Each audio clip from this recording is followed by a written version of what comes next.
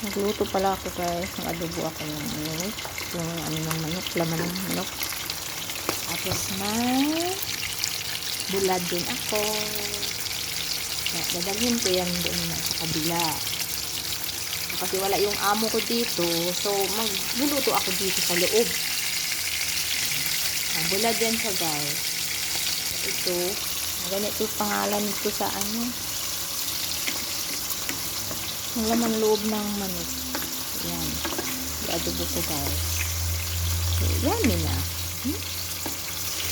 Yummy.